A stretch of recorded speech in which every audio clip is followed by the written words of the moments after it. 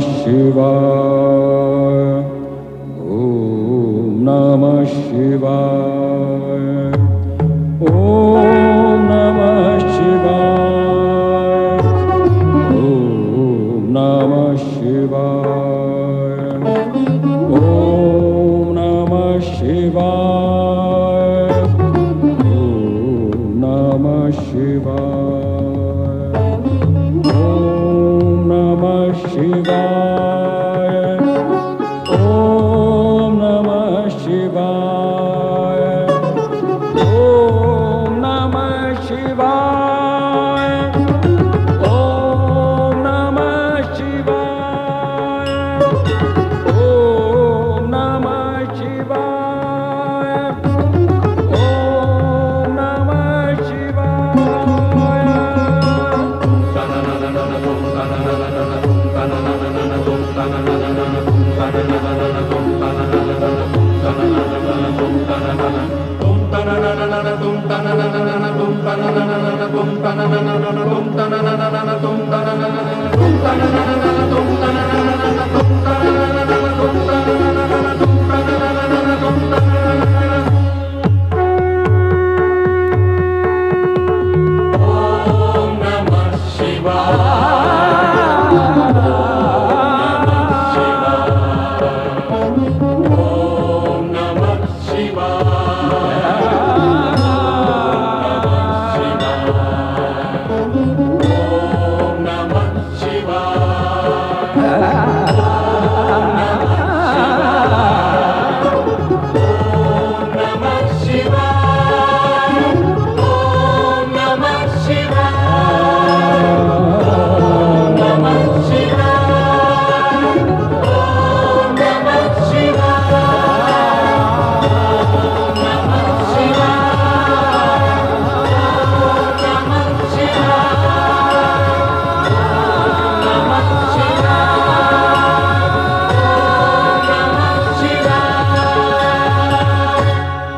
ओम नमः शिवाय। ओम नमः शिवाय।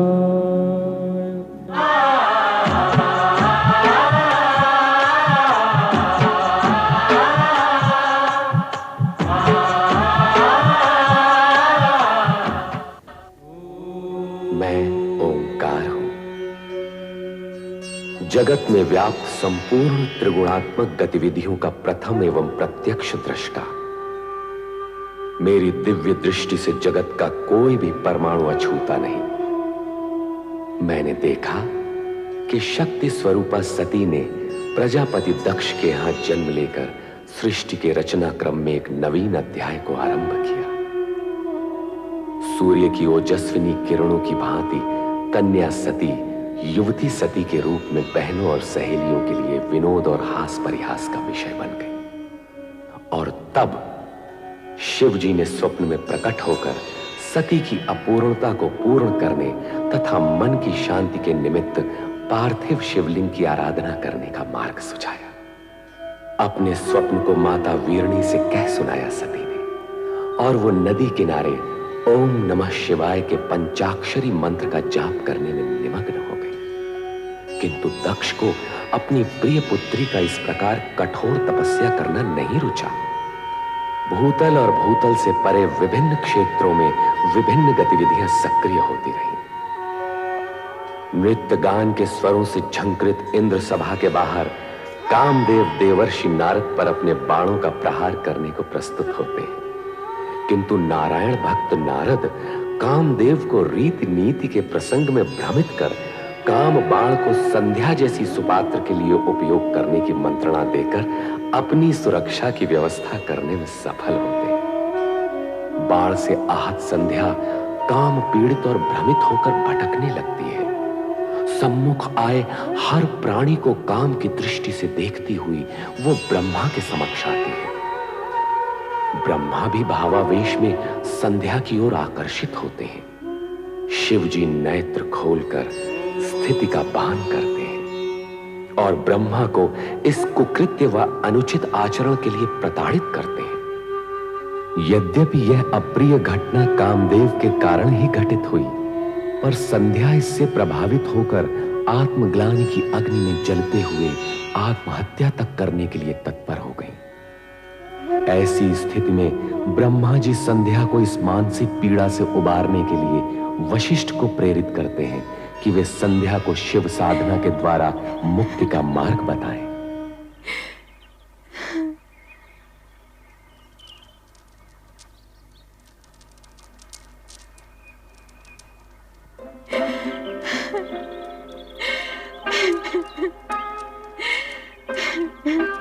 देवी संध्या,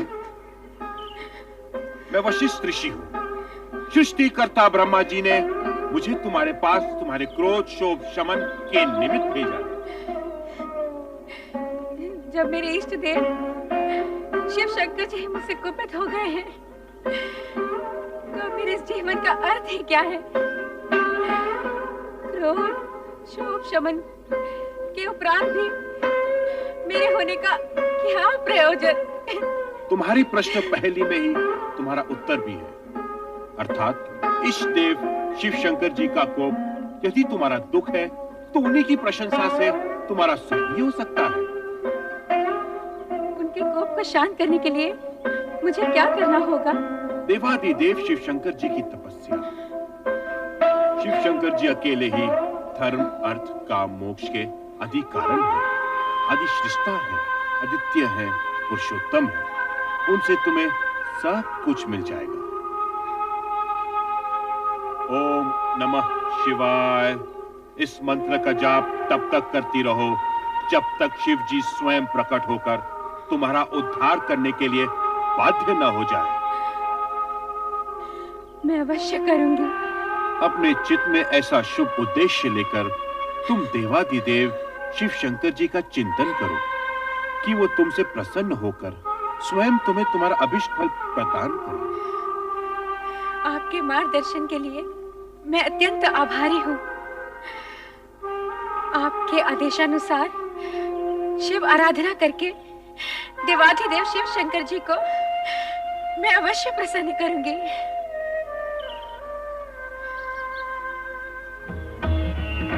ओम नमः शिवाय।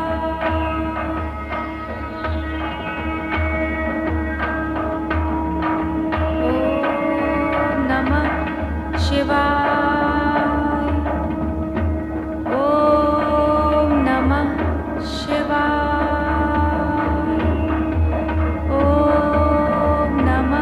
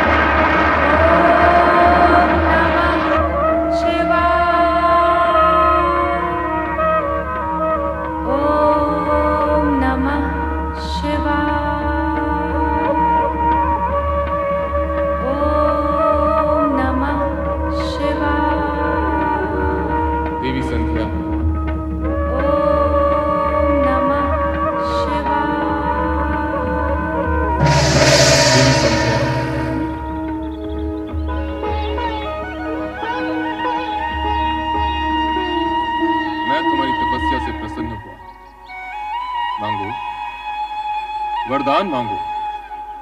महेश्वर, यदि आप मुझे प्रसन्नता पूर्वक वर देने के इच्छुक हैं और मैं उसे पाने के योग्य हूं, तो मुझे 2 वर दीजिए। पहला वर ये कि संसार में कोई भी प्राणी जन्म लेते ही काम से युक्त न हो। यौवनावस्था को प्राप्त होने के उपरांत ही उसमें कामेच्छा जागृत हो। तुम्हारा पहला वर मैंने तुम्हें दे दिया देवी। अब अपनी दूसरी इच्छा प्रकट करो। मेरी दूसरी इच्छा यही है प्रभु कि यही मेरी अंतिम इच्छा हो। तात्पर्य? आप मुझे इस दूषित देह से मुक्ति दीजिए प्रभु। उसके उपरांत आप मुझे एक नया जन्म दें, जिसमें एक ऐसे महामात्र से मेरा विवाह हो जिसके संदर्भ से मेरा नाम भी एक ऋतु के रूप में जाना जाए। तथास्तु। किंतु अब मेरे लिए क्या आज्ञा है भगवान? इस पर्वत के नीचे चंद्रभागा नदी के तट पर स्थित तपस आश्रम में मेघा ऋषि 12 वर्षों तक चलने वाले महायज्ञ का अनुष्ठान कर रहे हैं। तुम वहां निडर होकर जाओ, तुम्हें कोई नहीं देख सकेगा। तदुपरांत तुम्हारे मन में जिस पुरुष को पति रूप में पाने की इच्छा है, उसे हृदय में धारण किए अपने शरीर को यज्ञ की आहुति बनाकर अग्नि में होम देना। फिर वही अग्नि तुम्हारी जननी भी होगी, अर्थात तुम्हें एक नया जन्म मिलेगा।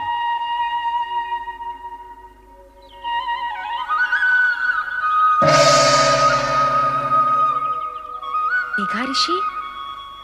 ओम आदित्याय नमः। ओम आदित्याय नमः। ओम आदित्याय नमः। ओम आदित्याय नमः। ओम आदित्याय नमः। ओम। सदाशिव का आशीर्वाद प्राप्त कर उन्हीं के बताए मार्ग पर चलती देवी संध्या मेघा ऋषि के आश्रम पहुंच गईं, जहां महायज्ञ चल रहा था। सभी के लिए अस्तित्वहीन अदृश्य संध्या ओम नमः शिवाय का जाप करते हुए यज्ञाग्नि की ओर बढ़ती गई और अंततः उसी में समा गई। तत्पश्चात यज्ञ की अग्नि से उभरा लाल प्रकाश देखते ही देखते पूरी तरह 2 भागों में फैल जाता है। इस प्रकार संध्या का अस्तित्व 2 भागों में बट गया, प्रातः संध्या और सायं संध्या। प्रातः संध्या देवताओं की आराधना के लिए और सायं संध्या पितरों के आह्वान के लिए। 2 क्षितिजों में फैली संध्या के दृश्य पर ओम नमः शिवाय के स्वर गूंजते हैं।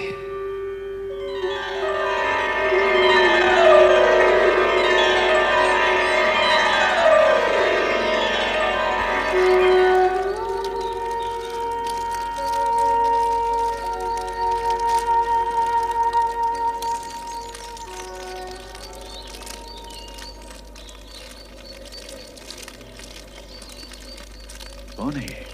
कौन नारी है ये? प्रणाम ऋषिवर। कौन मायावी हो तुम? इस पवित्र अग्नि से प्रकट होने की धृष्टता तुमने कैसे की? क्यों की? क्या प्रयोजन है तुम्हारा? उत्तर दो। मैं आपकी पुत्री हूँ पितृवर, आपके आशीर्वाद की आकांक्षिणी हूँ। धर्म, नीति, मर्यादा और व्यवहार के नाते मैं तुम्हारे प्रणाम और चरण स्पर्श के लिए तुम्हें दीर्घायु और सदैव प्रसन्न रहने का आशीर्वाद तो दे सकता हूँ, किंतु अकारण पितृत्व का अधिकार नहीं दे सकता। भला तुम मेरी पुत्री और मैं तुम्हारा पिता कैसे हुआ? भगवान शिव की अनुकंपा और कृपा के कारण ही यह संबंध स्थापित हुआ है पितृश्रेष्ठ। कल्याणी, बार बार मुझे पिता संबोधित कर क्या तुम मेरे पितृभाव की परीक्षा ले रही हो? आप त्रिकालदर्शी हैं। आपको इस सत्य का ज्ञान तो अवश्य होगा कि मैं कौन हूँ, और आपको ये भी ज्ञात होगा कि आपकी परीक्षा लेने की क्षमता मुझ में नहीं है। हाँ भागे, क्या तू हमारे ज्ञान और जप तप को चुनौती देने आई है? नहीं पितृवर नहीं, पिता के प्रति ये दुष्टता कैसे कर सकती हैं? फिर वही प्रलाप, पुत्री पुत्री पुत्री। कब, कहां और कैसे प्रमाणित हुआ कि तुम मेरी पुत्री हो?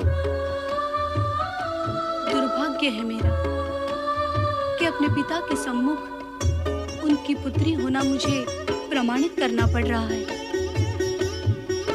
यदि आपकी आज्ञा हो तो मैं कुछ निवेदन करूं? करो, किंतु मुझे पिता और स्वयं को पुत्री ना कहते हो। यदि मैं आपके तन से उत्पन्न होती तो तनुजा कहलाती, यदि मन से उत्पन्न होती तो मानसी कहलाती, किंतु मैं आपके उस पुण्य से उत्पन्न हुई हूँ जो शिव की आराधना के प्रतिफल में आपका अधिकार है पितृवर। मैं पुण्यजा हूँ पितृवर। शिव आराधना के पुण्य से प्रतिफल में प्राप्त पुत्री को इतना कुछ ज्ञान है, और फल की प्राप्ति करने वाले पिता को इस विषय में कुछ भी ज्ञान नहीं। यह आश्चर्यजनक है, अद्भुत है। यदि ये सत्य होता तो स्वयं शिव भगवान इसकी पुष्टि करते, स्वयं निर्णायक होते, किंतु ऐसा नहीं। अब ऐसा ही होगा। हे देवों के देव, मुझे उबारो, मेरी रक्षा करो। ऋषिवर की पुत्री बनाकर जो सम्मान आपने मुझे दिया, ऋषि के सम्मुख उसे स्वीकृति से प्रामाणिक करो। दया करो भोलेनाथ, कृपा करो। हे देवों के देव महादेव, मुझ पर दया करो, कृपा करो मुझ पर। मेरी सुनो, मुझ पर कृपा करो देव। हे महेश्वर, मुझे दर्शन दो। देवों के देव महादेव, मुझ पर कृपा करो। हे भोलेनाथ, मुझ पर कृपा करो। हे महेश्वर, मुझे दर्शन दो। हे भोलेनाथ, मुझ पर कृपा करो, मुझे दर्शन दो। मेरी सुनो, हे भोलेनाथ, मुझे दर्शन दो, मुझ पर कृपा करो। हे देव, मुझे दर्शन दो। भोलेनाथ, मुझे दर्शन दो। हे देवों के देव महेश्वर, मुझे दर्शन दो, मुझे दर्शन दो देव।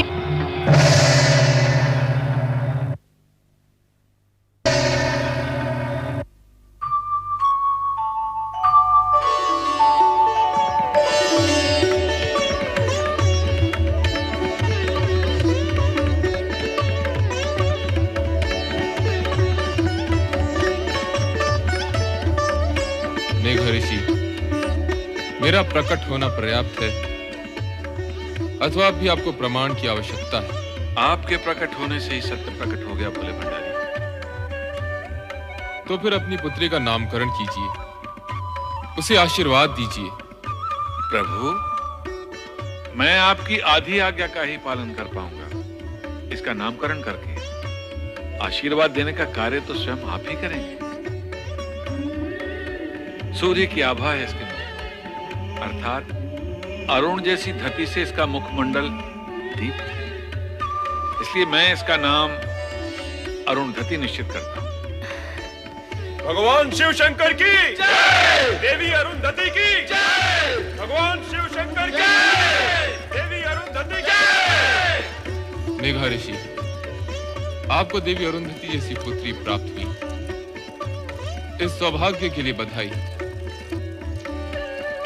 अब इसका विवाह सप्त ऋषियों में विशिष्ट ऋषि वशिष्ठ के साथ कर इसके नाम को अमरता प्रदान करें।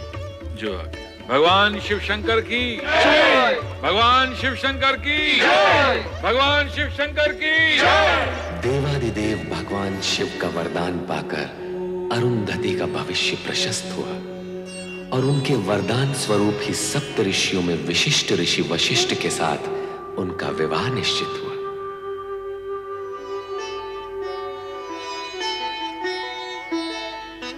कितना शुभ दिन है आज। वशिष्ठ मुनि के साथ देवी अरुणधति का विवाह हो रहा है।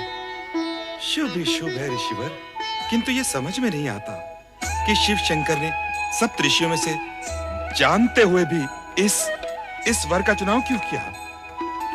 ऋषि विश्वामित्र भी तो कम ज्ञानी ध्यानी नहीं थे। उनका तप तो देवताओं की ईर्ष्या का कारण है। हाँ, ये विचार तो मैंने भी किया था, किंतु उत्तर कौन दे? इसका उत्तर मैं दूंगा। भगवान शिव के निर्णय में शंका का प्रश्न ही नहीं उठता। संपूर्ण जगत में समता, ममता और मित्र भाव के रखने के कारण विश्वामित्र उच्च कोटि के तपस्वी हैं, किंतु वशिष्ठ समस्त जगत के कल्याण की कामना के लिए, अपनी विशिष्टता के लिए सर्वश्रेष्ठ है।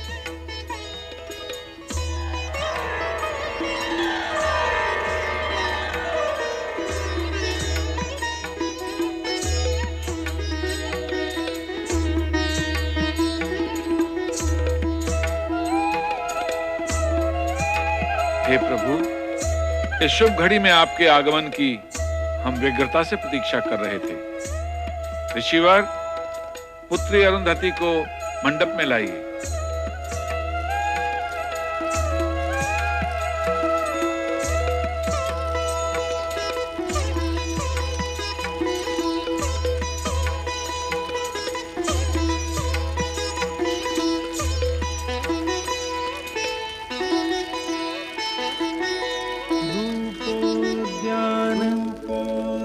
प्रफुल्ल प्रफुल्ल कलिका कलिका केंदु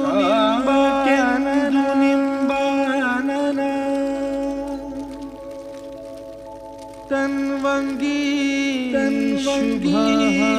शुभा सुरसिका सुरसिका क्रीडा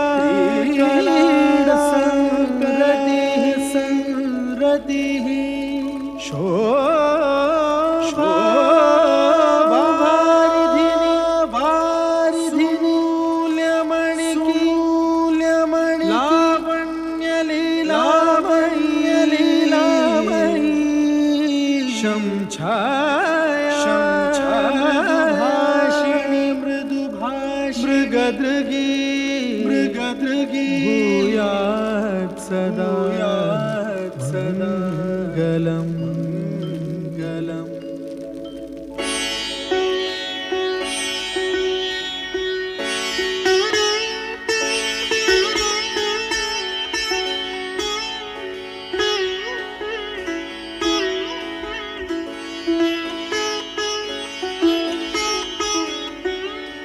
देवी अरुंधति, मेरे जीवन में आनंद की फुहार बनकर आई हो तुम, हर्ष की वर्षा बनकर आई हो तुम, और उससे भी पहले श्रद्धा और भक्ति का सगुण रूप हो तुम। वो रूप पाने के लिए जो कष्ट तुमने सहे हैं, उनका वर्णन करना असख्य है।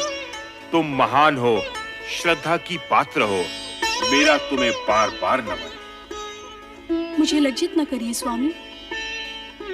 संध्या का प्रायश्चित और अरुंधति का ये रूप आप ही के कारण संभव हुआ है। यदि आप मुझे शिव भक्ति की महिमा न सुनाते, देवादिदेव शिव शंकर को मनाने का मंत्र न देते, तो आज हम दोनों का इस रूप में मिलन न होता। स्वामी, इस प्रकार जो भी हुआ है, उसका संपूर्ण श्रेय आप ही को जाता है। इसका संपूर्ण श्रेय देवादिदेव शिव शंकर जी को जाता है, मुझे नहीं। जगत में जो कुछ हो चुका है, जो हो रहा है और जो होने वाला है, वो सब कुछ देवादिदेव की इच्छा के अनुसार ही होता है। सर्व कर्मों के कर्ता धर्ता श्री शिव ही हैं। संसार में सुख दुख का सामना करने का एक ही महामंत्र है, जो असंभव को संभव, अप्राप्य को प्राप्य कर दिखाता है, और वो महामंत्र है ओम नमः शिवाय। ओम नमः शिवाय। ओम नमः शिवाय। ओम नमः शिवाय। ओम नमः शिवाय। ओम नमः शिवाय। ओम नमः शिवाय। ओम नमः शिवाय। ओम नमः शिवाय। ओम नमः शिवाय। ओम नमः शिवाय। ओम नमः शिवाय। ओम नमः। स्वामी, ये क्या हो गया है आपको?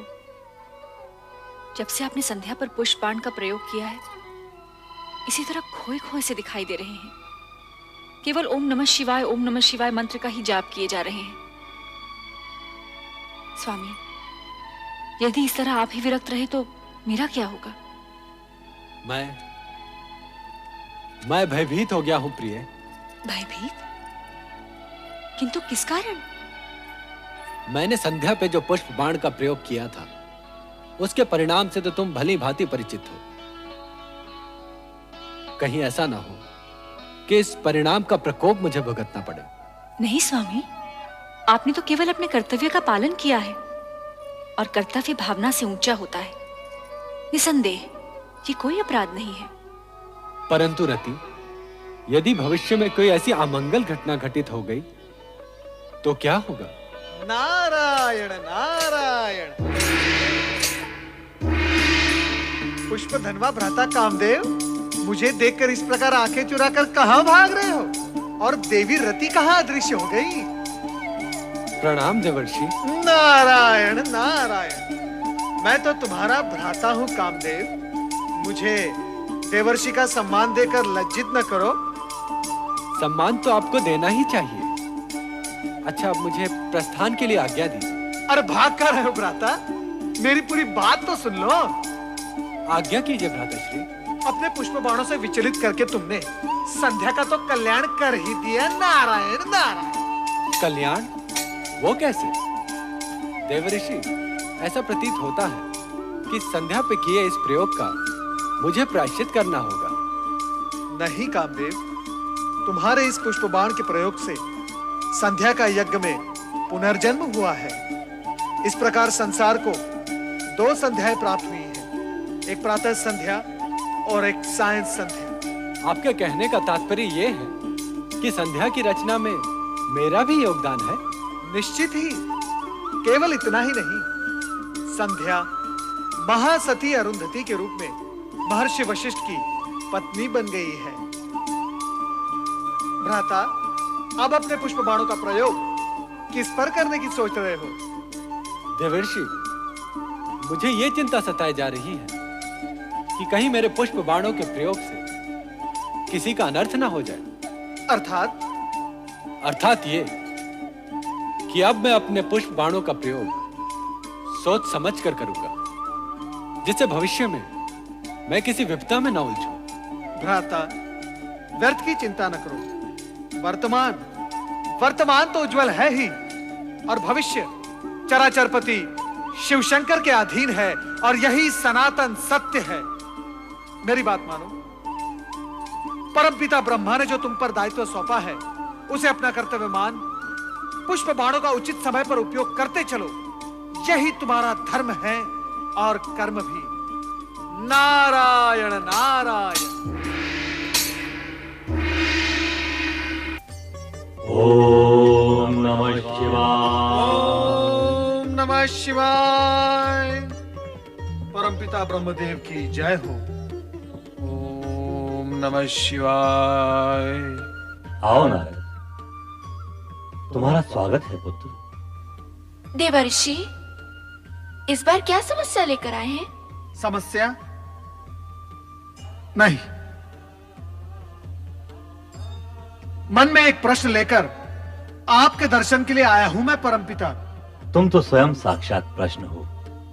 तुम्हारे आने का अर्थ है प्रश्न सन्मुख आ गया। पूछो, क्या पूछने के इच्छुक हो? मैं अभी भ्राता कामदेव से मिलकर आ रहा हूं। संध्या प्रकरण के पश्चात वे अत्यंत विचलित रहने लगे हैं।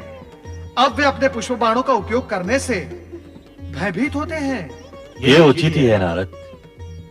उस समय तो कामदेव किसी तरह बचकर भाग निकला, किंतु अब उसे बहुत सोच समझकर अपने पुष्प बाणों का प्रयोग करना होगा। कामदेव को विवेक से अपनी शक्ति का प्रयोग करना चाहिए। आप सत्य ही कह रही हैं देवी सरस्वती, परंतु कामदेव ने अपने पुष्प बाणों का जो प्रयोग संध्या पर किया था, वो तो शुभ ही रहा। देवी संध्या अब सती अरुंधति बन गई है और ऋषि वशिष्ठ के आश्रम की शोभा बढ़ा रही है। हाँ, सो तो है। भगवान शिव के प्रत्येक कार्य का उद्देश्य उत्तम होता है, चाहे कुछ समय के लिए वो दुखदायी ही क्यों ना दिखाई दे। देवी, मेरे पहले प्रश्न का समाधान तो हो गया, परंतु दूसरा प्रश्न? दूसरा प्रश्न क्या है, वो भी पूछ लो। आपकी पौत्री, मेरी भतीजी दक्ष पुत्री सती बेचारी अपने पिता की इच्छा के विरुद्ध शिव आराधना कर रही है, उसका क्या होगा? शिव आराधना का परिणाम तो कल्याणकारी ही होता है।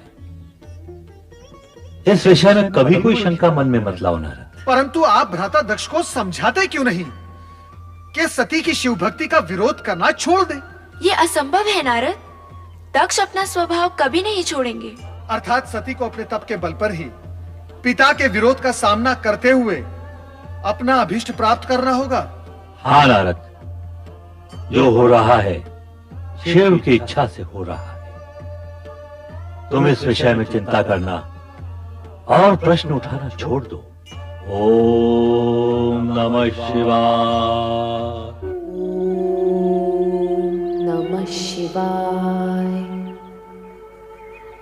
ओम नमः शिवाय। सर्वेश्वर भोलेनाथ, क्या मेरी आराधना में कोई त्रुटि रह गई है या आप मेरी धैर्य की परीक्षा ले रहे हैं, ये मैं नहीं जानती। किंतु स्वामी, आप मुझे शीघ्र ही दर्शन दीजिए। मेरी आंखें आपके दर्शन के लिए तरस रही हैं स्वामी, तरस रही हैं।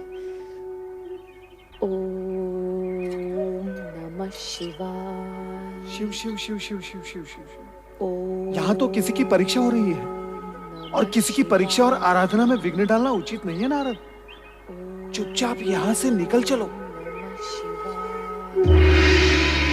नारायण नारायण। भ्राता दक्ष का महल तो सूना पड़ा है, कहाँ गए होंगे सब लोग? चलो नारद, भावज वीरणी के कक्ष की ओर, कदाचित वहां भेंट हो जाए। नारायण नारायण।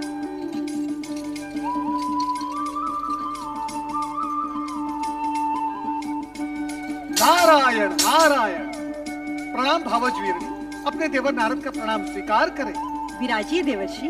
नारायण नारायण। मैं आपके लिए केवल देवर हूँ, देवर्षि नहीं।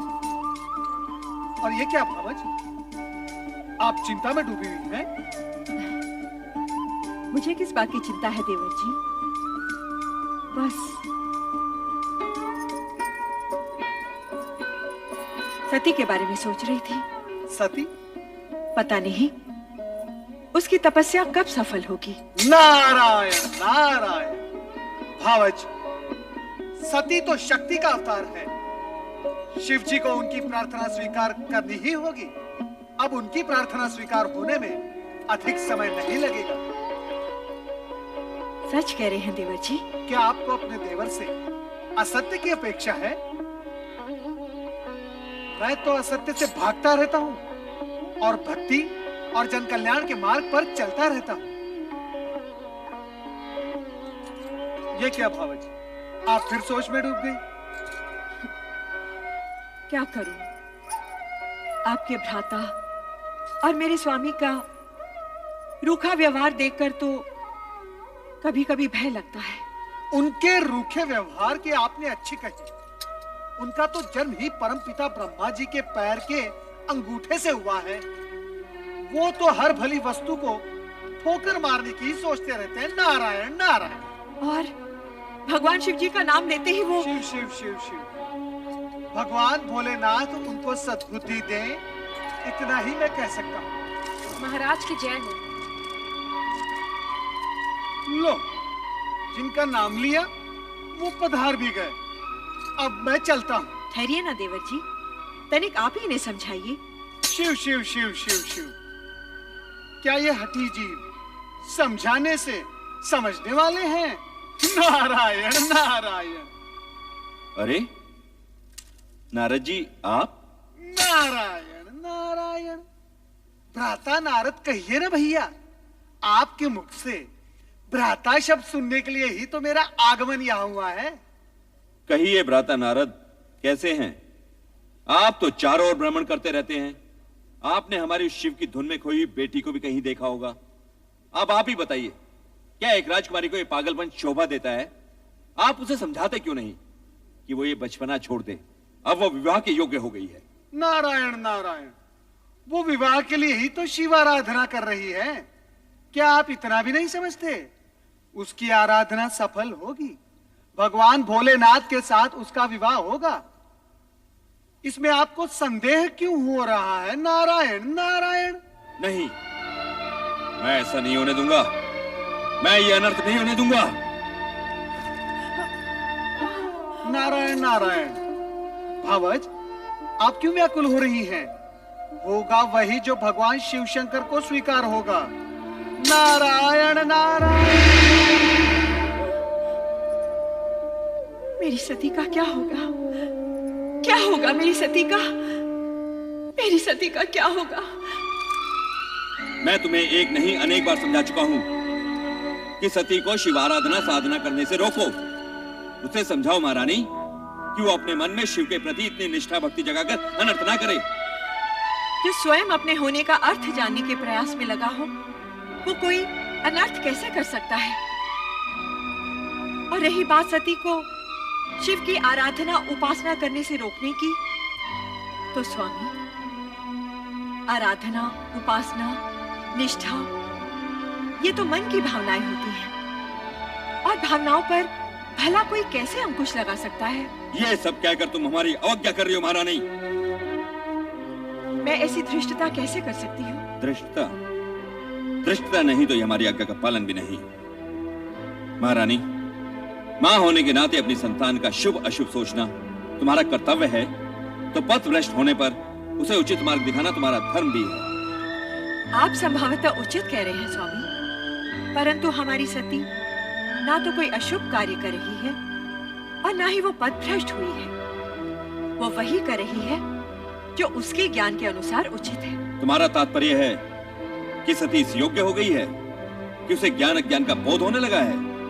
नहीं महारानी, नहीं। तुम्हारी ये सब बातें बुद्धिमता का परिचय नहीं दे रही। मैं आपके समान बुद्धिमान नहीं स्वामी, किंतु इतनी बुद्धिहीन भी नहीं कि तुम्हारी बुद्धिमता के दर्शन तो इसी सत्य में हो रहे महारानी कि अपनी अन्य युवा कन्याओं की अपेक्षा तुम्हें केवल सती की चिंता अधिक रहती है। तुम्हारी ममता, नेह, स्नेह सती के प्रति अधिक है। ये आपका भ्रम है स्वामी, सत्य नहीं। शरीर को अपने प्रत्येक अंग से एक सा मोह होता है। पुष्पमाला को अपने प्रत्येक पुष्प से एक सा स्नेह होता है। मुझे भी अपनी हर संतान से एक सा। शब्दों को उपमाओं द्वारा अलंकृत करने की योग्यता तो तुमने है, ये मैं जानता हूं महारानी, परंतु क्या तुम मुझे ये बताओगी कि सती के लिए शिव आराधना ही क्यों आवश्यक है?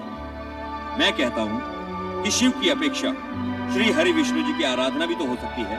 हो सकती है, परंतु केवल श्री हरि विष्णु की आराधना करने वाला शिव जी का प्रिय भक्त नहीं हो सकता। उसी प्रकार शिव जी की आराधना करने वाला श्री हरि विष्णु का परम भक्त नहीं हो सकता। श्री हरि विष्णु और शिव जी दोनों ही एक दूसरे के पूरक हैं। इस हेतु श्री हरि विष्णु की उपासना करने वाले पर भोलेनाथ सदा प्रसन्न रहते हैं, और अजर अमर सदाशिव की उपासना करने वाला श्री हरि विष्णु की कृपा का पात्र होता है। महारानी, हमने तुमसे सती के मन में विवेक जगाने की बात कही थी, और उत्तर में तुमने ज्ञान भक्ति का पूरा अध्याय सुना डाला। परंतु एक सत्य ध्यान पूर्वक सुन लो महारानी कि हम सती की शिव भक्ति का विरोध करते हैं और करते रहेंगे। हम उसका गुणगान कभी नहीं सुन सकते। हमें शिव से घृणा है, घृणा।